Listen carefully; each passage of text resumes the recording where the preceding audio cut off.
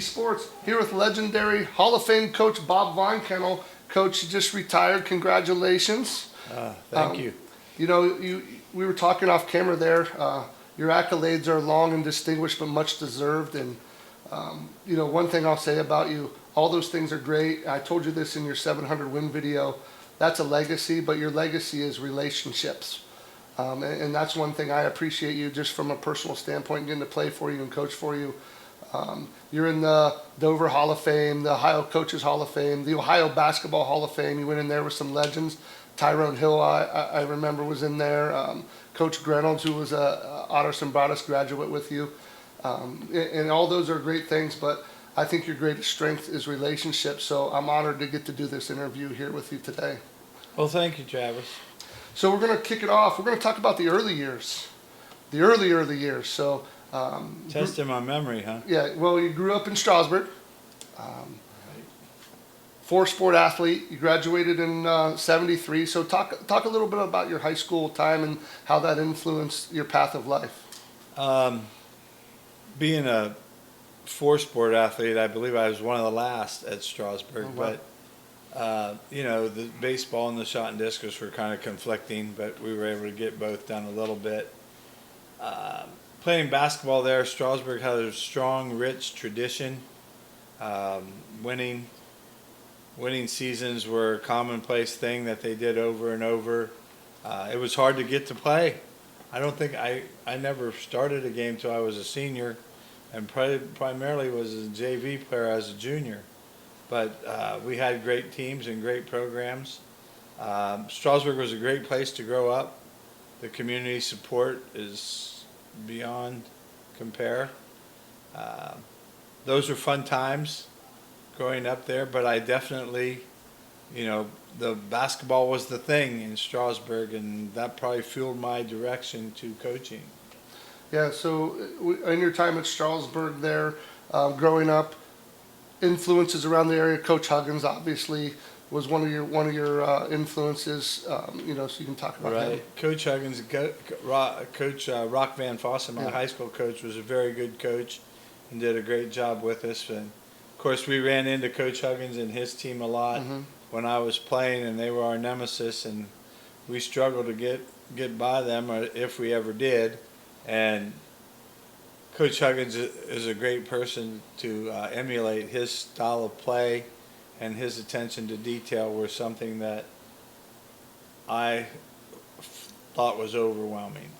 And then recently we were talking, and you said you got to have lunch with your basketball coach. I believe he was your freshman or JV coach back then? Yeah, Terry Haney Okay. was my freshman coach in high school, and when we talked, and he lives down in Fort Myers now, and we were there on vacation, so we had lunch with him and his wife, and she was a teacher at Strasburg as well. But Terry always made a statement that stuck in my head, was that he said, from the time I knew you as a ninth grader, you always wanted to be a basketball coach, and you're getting to live your dream. He said, That's so awesome. not a lot of people get to live their dream. Yeah. But I do feel fortunate that way. So you knew back then that you were kind of leaning towards basketball. I and wanted to be a never coach. wanted to do anything but teacher coach. Okay. So moving on, we went to Otterson Broadus. What took you there? I tried out for the basketball team. I played JVs for 2 years. Okay. I visited the campus and loved it. It was a beautiful place, and just recently closed the doors, which is a really, really sad thing to think about, but it had been a school since 1850, and they couldn't meet payroll any longer. You and Coach Huggins, Coach Reynolds, we just talked about went into the Ohio Basketball Hall of Fame there. Coach Franks went there, I believe. Coach Franks went to Alderson Broadus. Yeah. Terry and Greg Zimmerman from Garaway, they both went. Another long-time name is Harold Shade, who was the dean at Kent Tusk. Okay. He was an Alderson Broadus graduate as well. So long distinguished list there. We're definitely in the area. And it's just a pretty small school there in West Virginia, right? Yeah, usually around 700, 500 to 700 kids is all. Yeah, so I have that list. So graduating from there in '77, if I remember correctly, right, Coach? Yeah. And then coming back home, coming back to Strasburg, what was that like? What brought you back home? Well, At that time, Beth and I got married right then when Yeah. I got out of college. Because and- you had been together with Mrs. Von Kaenel Oh, for a yeah. while at that point, Couple right? years of high school, yeah, almost 4 years of college. yeah. But coming back here, at that time, it was hard to get a teaching job. Really Okay. hard. There was a surplus of teachers, and you had to. I remember substitute teaching for 2 years, Oh, wow. and I was fortunate enough that my family had Von Kaenel Trucking Ohio Carrier, and I would work in the office every day for my dad, except the days that I could go sub. Okay. So I was lucky to be able to work every single day. And then jumping into the coaching realm, in 1978, you coached 2 teams. You coached the JV boys, or JV girls, and the 7th grade? Yeah. Yeah, in the same year. Yeah. I first came out, I coached, just helped with the girls varsity, Okay. and I coached the JVs, and there was no junior high program for girls then, so Okay. they were pretty raw. But I did that for 2 years, and the second year I did 7th grade at the same time. And Ron Hurst and I were the coaches for the girls basketball, and we made the regionals in 78 and 79, and I don't think they've made it since. So Oh, wow. So you guys tag teamed that was it an together. exciting time, Yeah. exciting time. Yeah, so that kind of formulated the start coaching 2 teams in 1 year. You and Mrs. Yeah, Von we had a Kaenel game every night. night. Yeah, and you know, 2 practices a night. That had to be very difficult, but I figure that was shaping you into We made what you it wanted. work. Yeah, you made it work. So we're gonna move on to Tusky Valley real quick. So you leave Strasburg, you get the Tusky Valley head coach job. You were there for what, 11 seasons? 11 years. Yeah, and you did what, 10 years as the track coach and coach football there as well, right? Right. Right. So you diversified there. Of course, coaching track at Dover as well. But back to Tusky Valley, 11 years. You know, I remember the '88 squad. You know, I was in the Tusky Valley system then. You know, and you had a lot of success up there. Coach Spinell helped you. I believe he was your assistant. Later became an AD. You know, Coach Franks was on that team. We talked about this. The Vaughn brothers, Craig Taylor. You know, I remember those guys growing up. I was in elementary school in the Tusky Valley system before I came to Dover. You know, talk about your Tusky Valley years, the 11 years there, and kind of how it shaped you, how it formed you, things Well, like. it's kind of. I look back on how much I didn't know that I know now about coaching, and I had some great young athletes. Tusky Valley, we started to put things together to get 2 or 3 500 seasons in a row. We came off, actually, what people don't realize, we came off an 8-13 season in '87 to go 22-5 the next year and state runner up. So we got hot. There were some great games against Claymont down in the pit, and some games that we can remember beating Wheelersburg, who was ranked number 2 in the state, down at OU. Just really played well that night, and made it to the state semifinals. Beat Triway, Yeah. and then played Hamilton Bay in the state final. Yeah. And we're still in the record book for them shooting 47 foul shots in the state championship game. So. Yeah. You know, that was your first trip to the finals, first trip to the Final Four for the finals with that team. You know, I remember it being on TV too. And, you know, when I was little, we didn't get to go down, but we got to watch it. And, you know, the whole county was watching. Talk about that tournament run just a little bit and kind of what you learned along the way. I remember tight games, you know, obviously led offensively by Steve Franks. You had Craig Taylor, who in my opinion could guard 1 through 5 on the floor. The Vaughn brothers were tough as nails. You know, just to talk about that team a little bit. We had Steve, who had great leadership and great skills as a point guard, but the other 4 starters were like interchangeable between Derek Vaughn and Dwayne Wernicke, Matt Edwards, Craig Taylor, those 4 guys, and then Darren Vaughn actually came off the bench and was our second leading scorer. Oh, wow. So he added a lot whenever he came into the game. Aaron Rossetti was a backup point guard, and David Euler. Those were pretty much our 8 guys that played. And like you said, in the tournament run, interesting point was I think there were 12 teams in our sectional district, and we got the number 3 seed just in the sectional tournament. So there were 2 teams seated ahead of us to start the tournament. And we played. We got by Frontier, who was pretty good. We beat Barnesville in the first game with Matt Powell, 2,000-point scorer. But we ran through the tournament pretty good, beating River along the way, and then it's a blur. You're so exciting, and I realize in the future then that when you get there, you really want to try and win, doing anything you can, because it's not easy to get there. Yeah. It's hard to get back. So you were at Tusky Valley for 11 seasons. The Dover job opened up. What made you decide to come to Dover? Well, I've said this before. My kids were going. We were living in Strasburg while I was teaching at Tusky Valley. So my kids were going to school at Strasburg, and I was at Tusky Valley, and it was hard having 2 allegiances. And Matt got I think to 7th grade, and we were still at Strasburg, and I got the Dover job.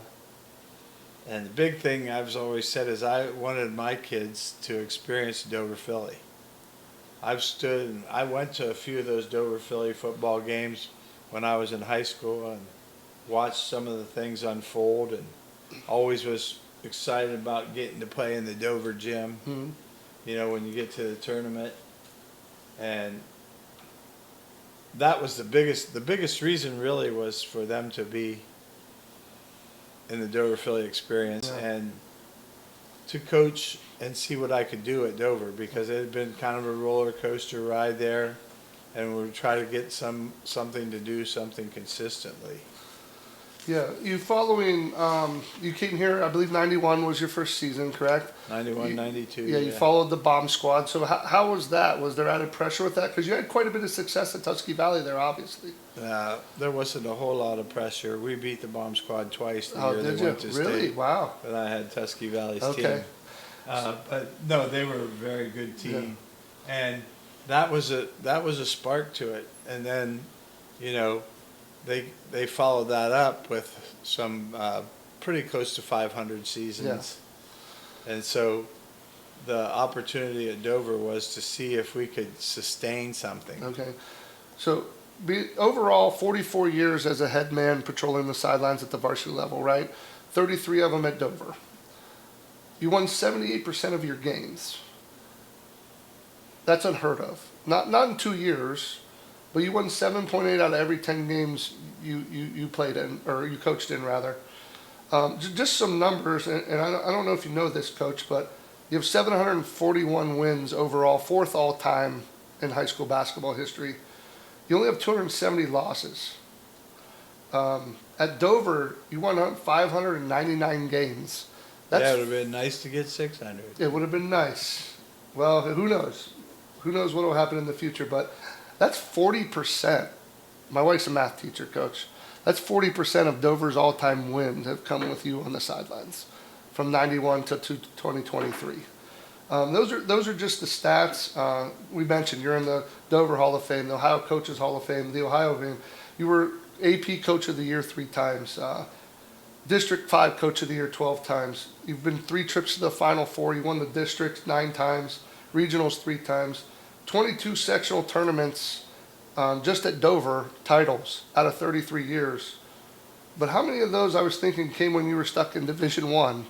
Of those 11, you didn't win the sectional tournament. Well, we've been in Division I for the last 10 years. So there you have it. We won the sectional twice, I think. So there you go. So, but all that success, what kept you at Dover for 33 years patrolling the sidelines? I'm sure you had opportunities to go By the way, elsewhere. I'm not in that Dover Hall of Fame. Oh, but, well, you need to be in the Dover Hall of Fame. But well, we went in as a team, so. Yes. Yeah. The success. What kept me here is we have tremendous community support, really, and the administration had been easy to work with and get along. Our kids bought into what it takes to win, and there were a couple times that I thought about other jobs, but I didn't feel like starting over. we had established what we do. We have definitely feel like we have a program at Dover. We teach it from 4th grade all the way to 12th grade, what we want to do in it. And like I say, it's a great sports community in any sport. So building this thing up, you came here in '91. Obviously, the 599 wins, 741 all time. But you built it brick by brick. And I tell this to people all the time. You see Coach on Saturday mornings at Biddy Ball, running the clock or making sure things are going. I remember when we were doing it in the old gym of the middle school, and you were there, standing on the stage, making things. So you've had a hand in this from the time these kids are. You run your own Dover camp for the little kids, and you're there. Currently, you run the Phil Jans camp at the park. So you've had a hand in building this. You don't just come and coach varsity games. You're involved from the top bottom. How important is that to you? Well, I think it's important to any program. And, you say 44 years as head coach, that meant 44 years of Saturday morning biddy ball for me too, because we've had it ever since. And, when you played, we had players coach the team and referee the games. And so if I'm making them come up and get in there in the morning, I'm coming myself. And then, like Travis said, I pretty much just ran the clock. And, of course, the kids would have 2 practices or so, and I'd give them a script to what they needed to do to teach some of the stuff that we wanted taught at that age. But that was part of it. That's just part of it. There's so many things that are part of it, like you said, from biddy ball all the way up to we run a fall league at Memorial Hall. I'm in charge of. We have a JV and freshman league on Wednesday nights in June. That's all at the Dover gym. So for a long time, I made open gym schedules for everybody in the county to play and figure out where we'd go. So we've done a lot of time with everything involving basketball in this county. Sure. Well, I think that's why you've been so successful, and everyone can see you coach on the sidelines, but I feel like those kids and those parents get to see you on Saturday morning. They get to see you at those summer league things. Not every coach does that. And I talked about relations. I told you in your video that 741 wins is unreal. Who gets the 4th all-time winning coach? But I think your legacy is what happens on Thanksgiving morning. And I know that's one of your favorite days of the year. So for those of you who don't know, we play an alumni game on Thanksgiving morning, and I'll let Coach talk about that a little bit. Yeah, that's been one of the greatest and most rewarding days for me, is to see guys come back. We play at 9:30 on Thanksgiving morning. Usually Thanksgiving's a holiday that everybody eats that same day, and they're home those same days. It's not like Christmas where it gets a little spread out. But Thanksgiving's right there, and it's the start of another season for us. And to have the alumni guys come back and play. I think this past year we had 59 players return from past teams, and so that's enough that we get 2 games going at once with the old guys and the young guys, and sometimes I lose sight of the fact that those guys who played for me in 2012 don't know those guys who played in 1994. Yeah. So it gets a great way for them to bond together too. And I can think when the alumni thing is crucial and important, but I can remember when Aaron Fulton had a motorcycle accident that played for me, and we took up a collection at the alumni game, and I think we had like $1,800 in one day, and just sent a hand out to Aaron to help with his expenses, and of course he was eternally grateful. But that's what's fun, is bringing those guys together, and guys you haven't seen in a while. And for them, it's, well, Travis knows, when you see somebody that you played with that you hadn't seen in years, and to sit and stand and talk to them. Usually I have to force them to get out the door sometimes so I can get home for our Thanksgiving dinner. But it's a great, great day. That's a fabulous feeling. Yeah, you get coaches coming back. Coach Gunther always comes. Coach Miller stops by. Some former coaches, but all the players come back. it's fun for you. I know it's one of your favorite days. You say that all the time, but it's fun for us too, as former players, get to come back and reminisce and see the young guys play down there. Their scores usually in the 80s, the old guys usually in the 50s. Starts getting competitive there the last 4 minutes of the game, but that's just fun. Oh yeah, the last 4. Yeah, but we'd be remiss, and I want to talk about your family for a minute because I'm so close to them. I got to play with your sons, Matt and Mark, phenomenal athletes in their own right, football, basketball guys. Matt was a center. Mark was the quarterback. Went on to play at Muskingum. Matt also went to Muskingum, and Matt has a wife, Leah, 2 kids, Cohen and Elle. Mark, wife, Cammie, and 2 sons, Cohen and Carter. Carter's going to be a future basketball star, I think. But let's talk about your rock. Let's talk about Mrs. Von Kaenel. She's your ride or die. Been with you since high school.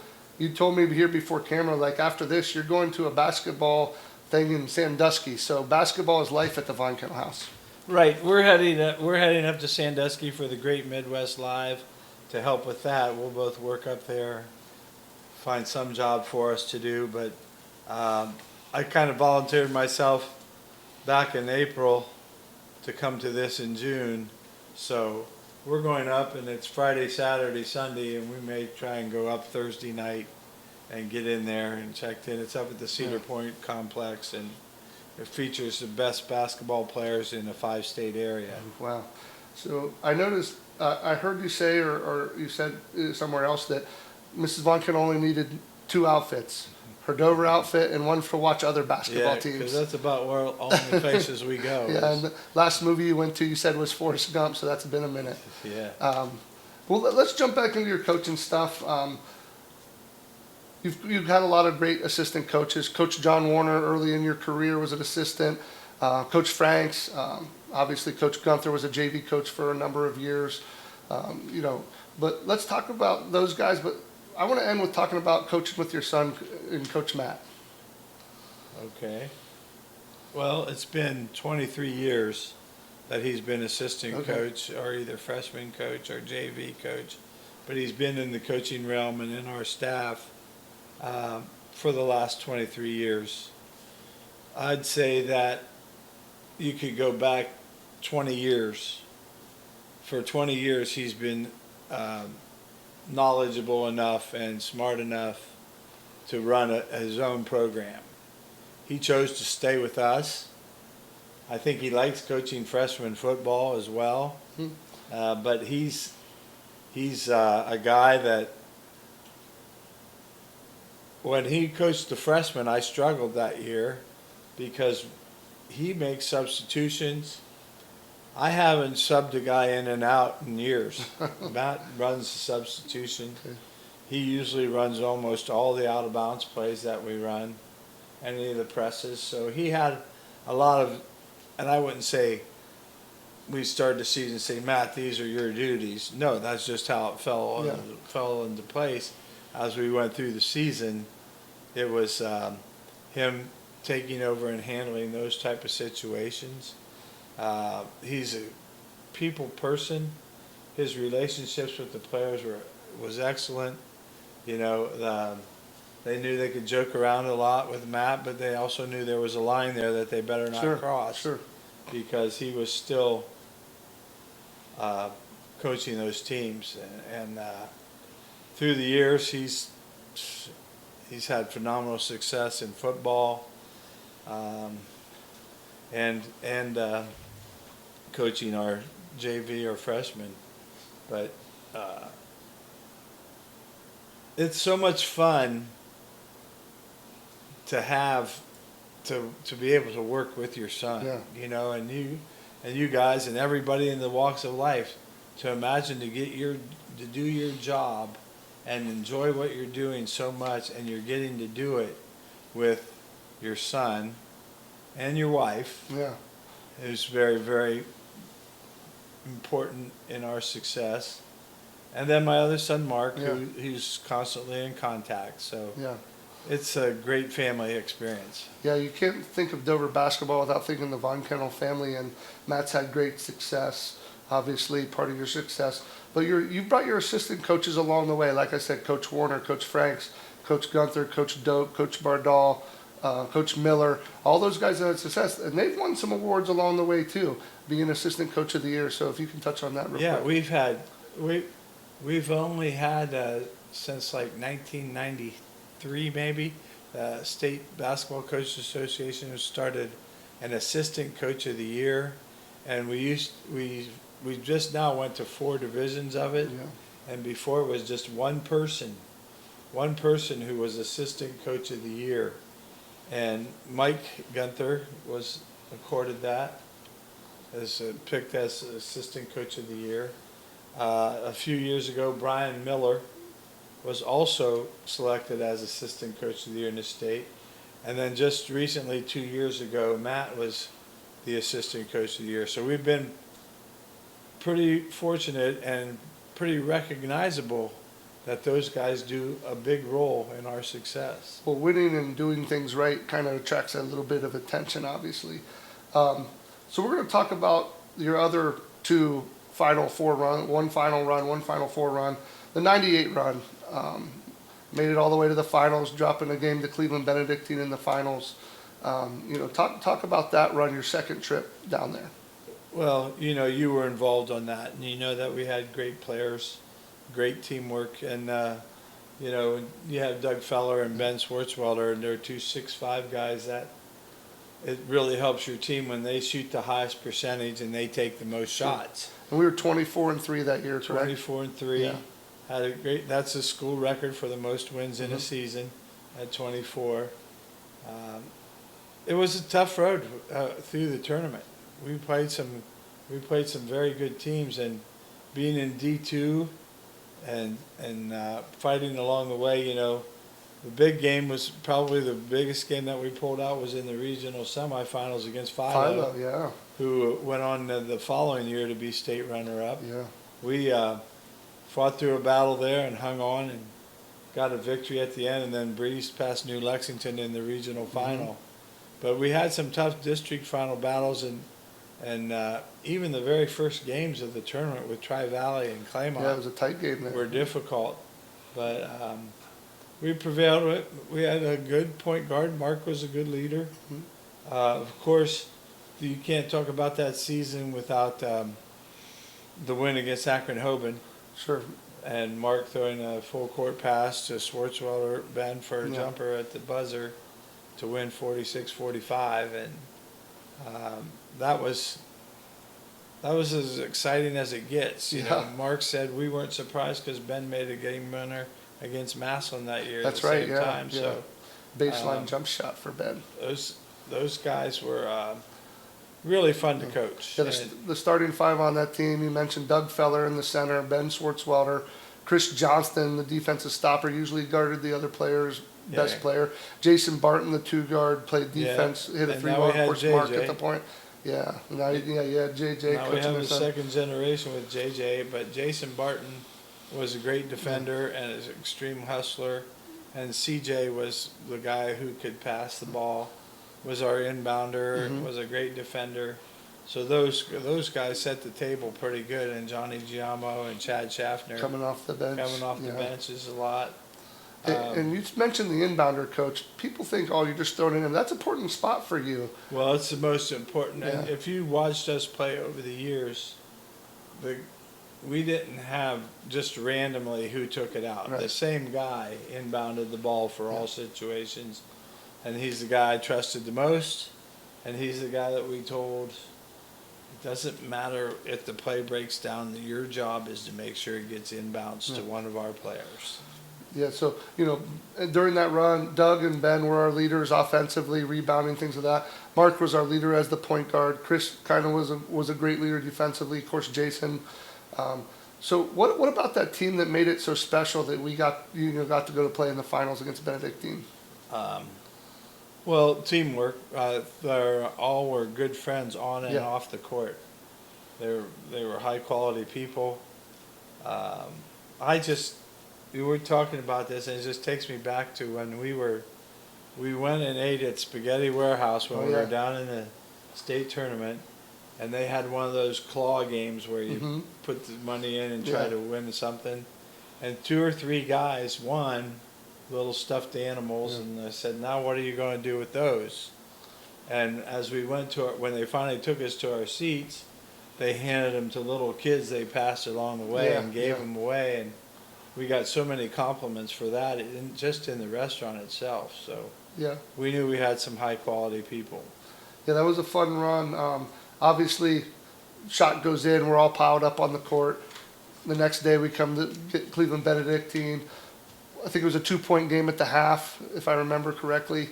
I had the best seat in the house, a couple seats down from you, Coach. But what a team that was. What a fun ride. Played the next day. In my opinion, that and $1 will get you a cup of coffee at McDonald's. But we have another day or two to prepare. I think it might be a different game in the finals, but we did play them the next day. Benedictine, was very tough. good team. Defending champions. Defending champions, and came back and just got us. It was like an 8-point game there. 3 Division I players they Yeah, had. yeah. So they were that close. What a run! What a fun time for me. We always talk about that. We're gonna fast forward to '04. Great team: Todd Tusky, Jeremy Ady, Andy Glazer, those guys. Went to the Final Four. Got beat by Ottawa Glandorf in there. Obviously, you look ahead and what happened in the next game, and you probably think if you get by Ottawa Glandorf in that tight game, you probably win the title there. But let's talk about '04 run a little bit. Well, yeah, we had 2 great guards in Jeremy and Jeremy Ady, and Todd Lazowski. I think they both scored over 400 points that season, so they were a big factor for our team. Inside, we had Adam Hall. Mm-hmm. Adams is a coaching protege, and he played in the post for us along with David Filippi and Kyle Tharp. Yeah. And of course, Andy Glazer was one of the wings. Yeah. And Andy was deadly from the baseline. He was a good defender. Those guys set the table a lot, got a lot of things done. We had the misfortune that year, I still think, in '98. In '98, I think we could have won if Jimmy McFadden doesn't get his hip busted up in the football game and he misses the whole dislocates his season. hip. Yeah. But in '04, we had guys playing, and Lazowski had actually gotten a stress fracture, ran into the wall against Yeah. Meadowbrook. A guy hit him, but those guys there, they could play very, very well together, and it shows you really how hard it would be to stop 2 guards. Sure. And then Sure. Adam was good shooter around the free throw area. So together they made a nice run. We got to the finals, playing Ottawa Glandorf, who had They're the twins, right? the twins Yeah. who both went to Miami of Ohio, Yeah. and they were very good players. And we hung around and end up losing by 1. But in that game, if I recall the most, is that Jeremy twisted his ankle. That's right. And from the time it took to them to go all the way around at Schottenstein to the other side to get taped and come back out, he missed about a 5-7 minute segment of the game in which they outscored us 8-2 during that run. And so when it's a close game, that's a big difference. Sure. So, you kind of took 3 different style teams almost to the Final Four there in '88, '98, and of course in '04. And probably defense was the constant in all 3. Sure. Well, defense is, we talked about that off camera, that's the basis of your program. If you don't play defense, you don't play for you. And I believe it was an '08 that set the record for you for points per game, 38 a game. 35. 35, so under. 35. So- 08 was 38. Okay. But this recently in 2018, they set the in record 18. at 35-3 Okay, so with Folkert, Sexton, Okay. and Snyder. great on the ball defenders there, great help side. 30. Guarded you with their chest. Yeah, and we talked about that off camera. Playing bigger schools, you're stuck in Division I for 10, 11 years there.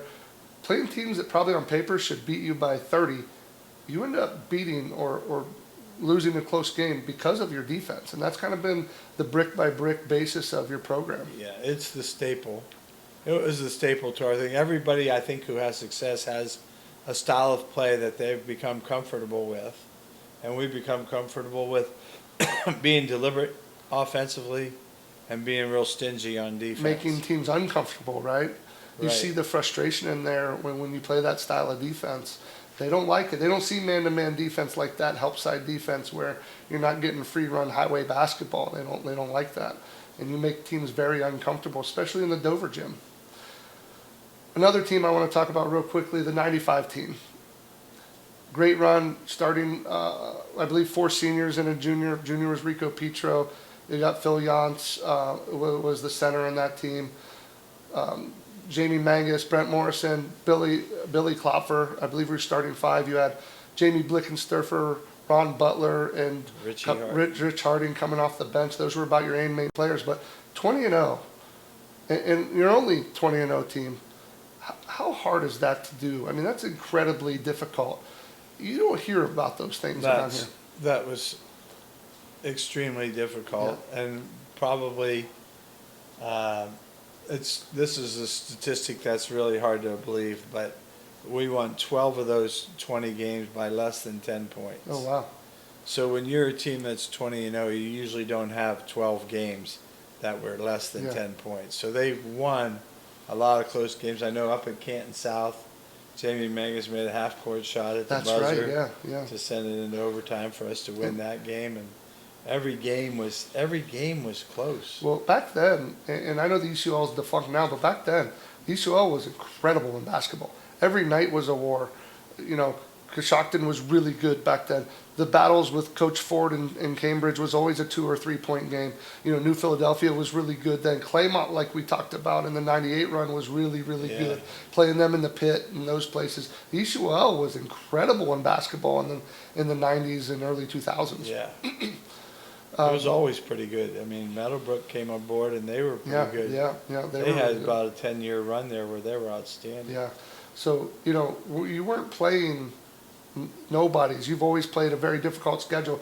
You talked about we played Massillon, you know, different teams throughout the years, but Massillon comes to mind of big schools. So we're not just playing nobodies. We go to these shootouts.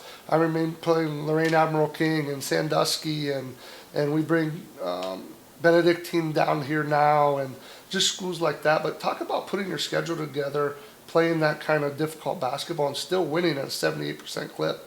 We'll be glad to be back in a league after next year, and that's really going to help with scheduling. But yeah, it's tough to get games, and really hard to get Friday night games because those are league games for everyone else. So we get their non-league dates on Tuesdays and Saturdays. Yes, yeah. So 44 years at the helm. How do you coach differently now? How's the game changed, and how's kids changed throughout them 44 years? No, kids are a lot softer. Yeah. We have some gritty kids, but well, I tell Noah now, who plays for you, I said, when I played, we practiced Sunday nights 6 to 10. He didn't believe me. He's like, no way. I said, buddy, we did. Yeah, and the start of the season was usually 6 to 10. Yeah. But you can't go past an hour and 45 minutes now. That's about as long as they want to play.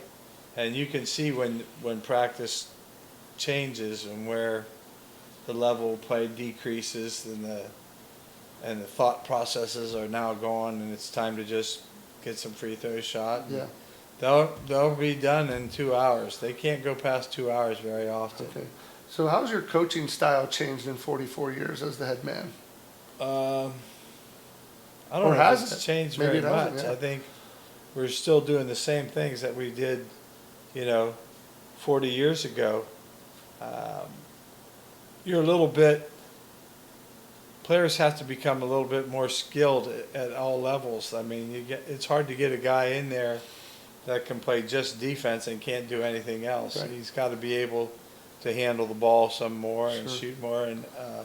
But the game, from the time I started coaching to now, obviously the biggest change in the game was the adding of the three-point line. Sure. That changed the game a lot. You look at the all-time scoring list now, and that reflects that. Well, you see guys pass up they get in the lane and jump stop, and they kick it back out to a guy for a three. Yeah. And the inside-out pass is really important in the game of basketball now because you get that guard in there, and that's how you practice every night with a partner. Yeah. Throwing it back partner out shooting, to you. But now we're getting those shots in the game. Yeah. So let's talk about, say, maybe some memorable games that stick out, memorable gyms, just your run along the way, just some of those things that stick out in your memory now that you're calling it a career as a head man. Well, probably just this past year, winning at the field house against Canton McKinley Yeah. was probably one of the biggest regular season wins we had over the years. There were lots of games along the way that we struggled to find success, but worked through it. We worked through it. Our kids were very good about understanding one of the lines that I always use is, whether you win or lose on Tuesday night, you still got to come in and get ready for the next game on Wednesday. So they learned that the importance of being ready. They've learned the importance of we touch it up, or we don't want to take quick shots in the middle of a run. Sure. They've learned those things, and so memorable gyms. The old Claymont pit. Yeah, the pit obviously where they were right on top of comes you. to mind. Our gym, our old gym. Yeah.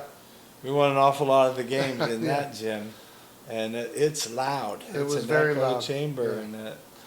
and when I was at Tusky Valley, we played at Triway, and West Holmes had the old gym where Down it was inside. down Yeah, like the pit at Triway. yeah, and we got to play there. Yeah. we played those places. Playing at the field house is always exciting, whether it was a regular season game Sure. or a tournament game.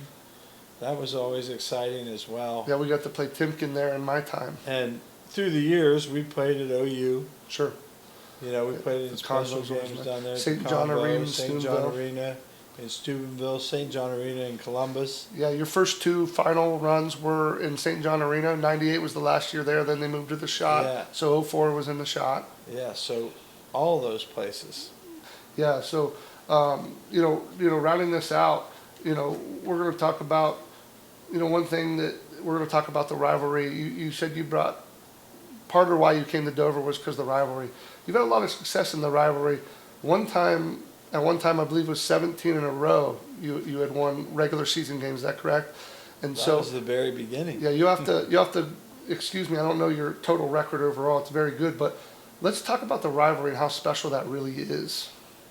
Well, it's such a big game. It doesn't matter what your win-loss record is. It doesn't matter if we're playing softball, bowling, golf, soccer. It doesn't matter if it's Dover, New Philly. It's a little bit more special. And the kids feel that, and the parents and the community helps them feel that.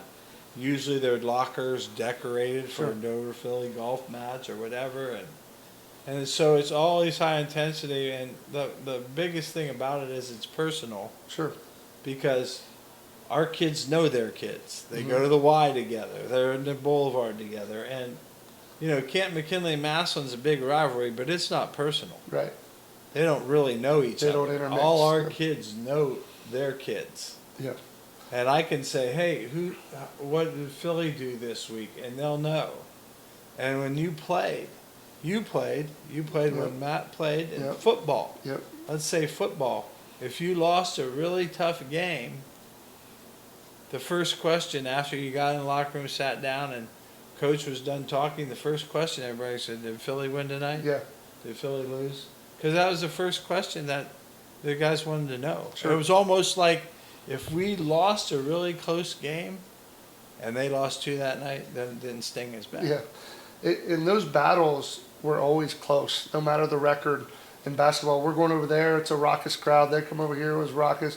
It was always pretty close games, and what fun that is for the community and the players. And it's one of the only JV games that's a sold out ticket. Yeah. And that's It's fun tough for the to play a kids. JV game. Yeah, yeah. So, and rounding this out, Coach, I appreciate you taking this time to let me come and interview you. It's been an honor for me getting to play for you, moving here in middle school, playing for you. I got to coach for you for a couple years there.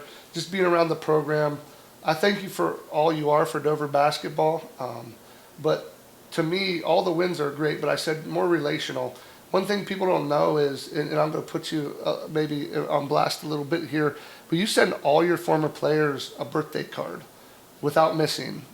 That's unheard of. And that's what I'm talking about, relational. People want to come back. They want to see you. They want to be a part of it because you're so relational. You got Knights of the Round Ball, people, a lot of alumni there. All those things I think are part of your legacy. The prayers for partners. Yeah, the prayer warriors. You got a ton of former players on there and community members. So like I said before, all the Hall of Fame things is phenomenal. 741 wins, 4th all time, incredible. You can't think of Dover basketball without thinking about you. And I know you're kind of don't want to talk about yourself there. And at some point, I call it BVK court. Hopefully, it'll be there soon. But you and Beth and Mark and Matt are Dover basketball, and just an honor to be a part of it in so many fashions. I got to play for you, like I said, call games on the radio for you, coach for you, be a friend. You're a mentor of mine.